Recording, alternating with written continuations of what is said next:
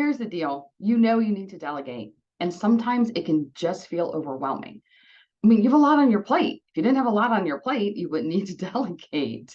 And it can be tough to figure out, where do I start, or where do I start next, if that even makes sense. This is exactly the question one of the participants in the last Delegate Express Zone brought to the group. I'm Lisa Curley-Malice, owner of Impactive Strategies, and each month I hold a Delegate Express Zone, 30 minutes on Zoom where you get to come and ask any of your delegating questions.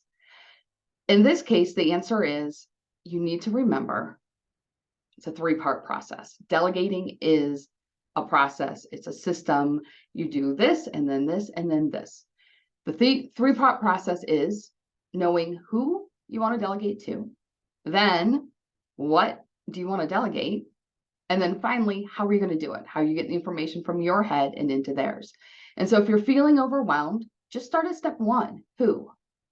Who's on your team? Who's a potential delegating resource? Maybe you have someone right now who's an employee who's being underutilized.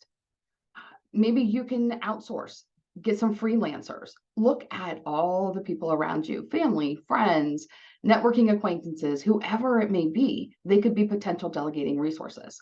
Once you start to get a feel for who's available, then start to figure out their skill sets. What type of tasks could they potentially help you with?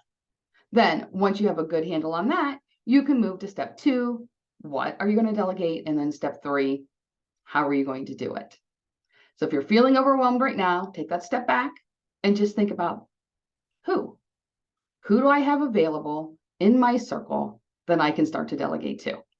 And for help on the next 2 pieces, come to a Delegate Express Zone. The link to register is below.